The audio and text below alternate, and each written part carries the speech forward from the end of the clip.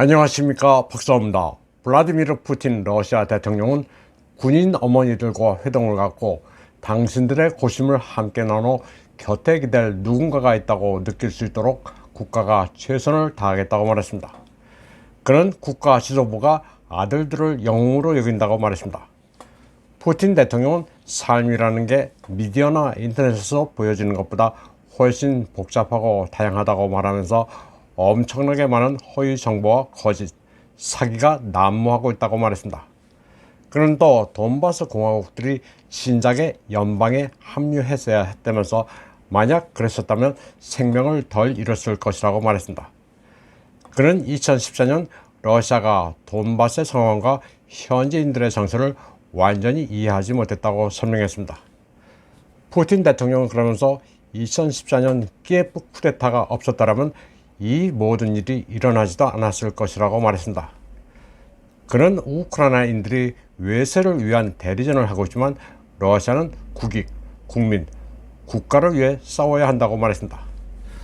푸틴 대통령은 그러면서 민스크 협정 내에서 잘 되리라 믿었던 게 후회스럽다며 아쉬움을 표했습니다. 푸틴 대통령은 또 이제 추가 동원 같은 것은 없을 것이라고 잘라 말했습니다. 크라스노다르에서 온 한 어머니는 전선에 나가 있는 첫째 아들에 이어 18살이 되는 둘째 아들도 군대에 가야 되느냐고 대통령에게 물었습니다. 이에 대해 푸틴 대통령은 병력이 충분하다면서 둘째는 군대에 갈 필요가 없고 첫째도 이제는 제대할 때라고 말했습니다. 현재 러시아는 헤르손이나 오데사를 굳이 탈환한다고 군사작전을 벌이지는 않을 것으로 관측됩니다.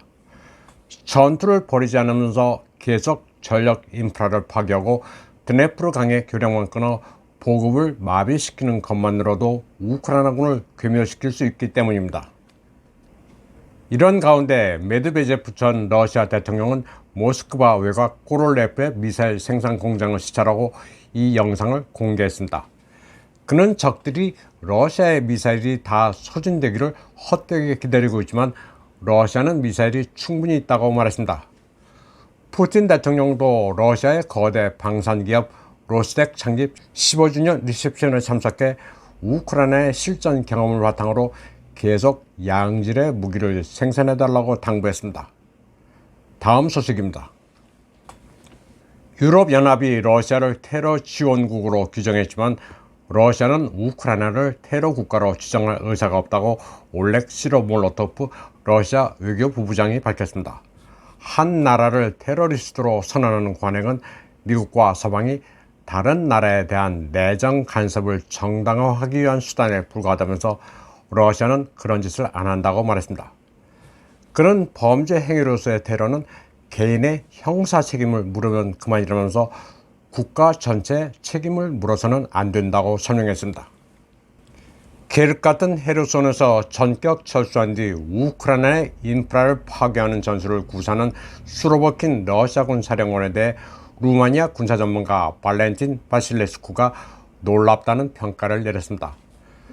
특수 군사작전을 수행하면서 영국식 접근 방법을 사용해 서방과 키예프 정권을 한 수 앞섰다고 그는 말했습니다. 바실레스쿠는 수로비킨 장군이 우크라이나, 유럽, 미국이 생각했던 것보다 훨씬 원초적이며 노회한 전략가로 판명됐다고 평가했습니다. 수로비킨의 간접 접근 전술이 바로 영국의 군사이론가 리델 하트가 개발한 모델이라는 것입니다. 바실레스쿠는 일찍이 리델 하트가 적군이 전쟁을 계속하는 데 필요한 자원을 박탈하는 동시에 적이 심리적, 육체적인 균형을 불안정하게 만드는 전술을 고안했다면서 이같이 말했습니다. 수로비킨 장군은 11월 10일부터 우크라이나의 에너지 인프라를 파괴하라는 지시를 내림으로써 키예프 정권의 물리적 패배와 사기 자아를 안겨주고 있다고 바실레스쿠는 평가했습니다. 특히 겨울이 다가오고 있기 때문에 우크라이나의 에너지 포인트에 대한 공격은 증가하고 있으며 앞으로도 계속 그럴 것이라고 그는 내다봤습니다. 바실레스쿠는 수로비킨 장군이 군사적 전투 단계를 뛰어넘어 심리작전을 진정으로 구사하고 있다면서 이는 서방 군 순회층에 예상치 못한 놀라움으로 다가왔다고 말했습니다. 바실레스쿠는 현재 특수 군사작전의 비밀스러운 계획이 거의 완성 단계라고 진단했습니다. 그는 러시아가 우크라이나에서 주요 공격 작전을 수행할 계획이 없다고 말했습니다. 굳이 군대를 동원해 힘겹게 전투를 하지 않아도 러시아가 승기를 굳혔다는 겁니다. 그는 러시아가 키예프의 에너지 인프라 파괴와 관련한 비밀 계획에 따라 차근차근 전쟁을 수행하고 있다고 분석했습니다. 계속 인프라를 파괴해 우크라이나 대중봉기 그리고 키예프 젤렌스키 정권으로부터의 해방 조건을 만들고 있다는 게 핵심입니다. 그리고 그 계획은 지금 90%는 완성됐다고 바실레스쿠는 분석했습니다.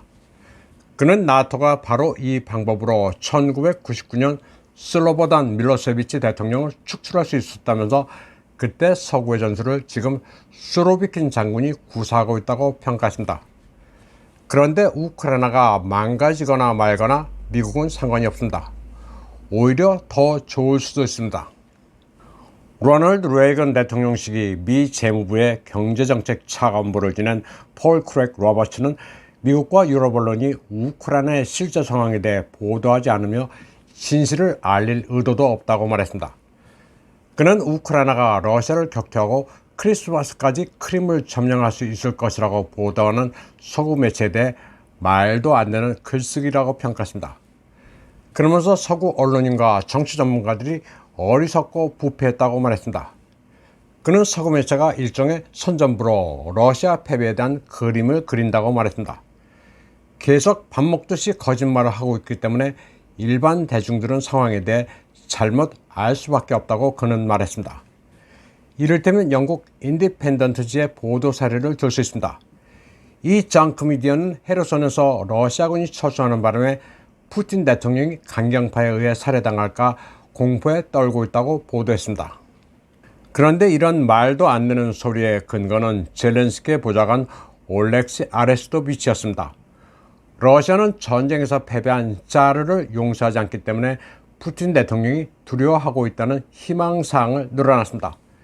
이런 보도가 나오는 경위는 뻔합니다. 아레스토비치가 서구 미디어에 대해 니들 기사거리 없지, 내가 읊어줄 테니 기사를 쓰라고 소설을 던져주는 겁니다. 그러면 서구 미디어, 얘네들은 근거도 없이 상상의 나래를 펼치면서 기사라고 쓰는데 사실은 희망 섞인 소설입니다. 또 텔레그래프는 이번 겨울이 푸틴의 파멸을 촉진하게 될 것이라는 말도 안 되는 소리를 해댔습니다. 지금 인프라 공격으로 추위에 벌벌 떨고 있는 게 우크라이나인데 사실을 정반대로 호도하고 있습니다. 영국 정크 미디어들은 거짓말로 밥을 먹고 사는 애들입니다. 이런 황당한 소리들을 국내 매체들은 그대로 번역해서 독자들에게 전달하는 게 현실입니다. 그러면 다시 본론으로 들어가 보겠습니다.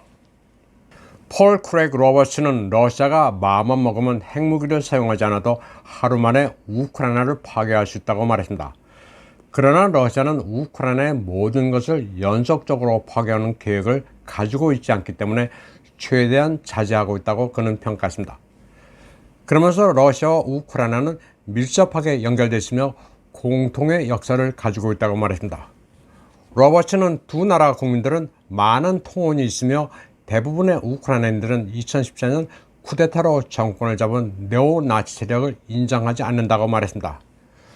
분쟁으로 우크라이나가 어떻게 되든 서방은 재건에 관심이 없다면서 결국 재건 임무는 전쟁에 이기는 러시아의 몫이 될 것으로 판단하고 있다는 게 그의 견해입니다. 미국은 젤렌스키가 분쟁을 질질 끌어 러시아의 힘을 소진시키고 우크라이나가 러시아 수중에 떨어진 뒤에도 재건과 복구에 또다시 국력을 소진시키기를 희망하고 있다는 겁니다. 분쟁이 어떻게 되든 미국으로서는 믿져야 본전이라는 생각을 가지고 있습니다. 러시아를 힘겹게 하기 위해 우크라이나가 망가지든 말든 미국으로서는 알 바가 아닙니다. 로버츠는 미국과 나토 국가들의 엄청난 비인간성을 세계가 목격하고 있다고 말했습니다.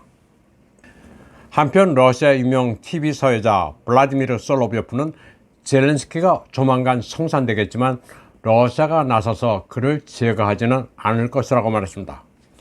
솔로비오프는 젤렌스키가 서방에 있는 그의 직속 상관에 의해 제거될 것이라고 분석했습니다. 러시아는 크리보이록 출신의 젤렌스키를 굳이 죽여 영웅으로 만들지는 않을 것이라면서 이 때문에 그가 헤르손을 무사히 방문할 수 있었다고 말했습니다. 러시아가 그를 겨냥한 참수 공격을 하지 않은 이유를 설명한 겁니다. 이번 방송은 여기까지 하겠습니다.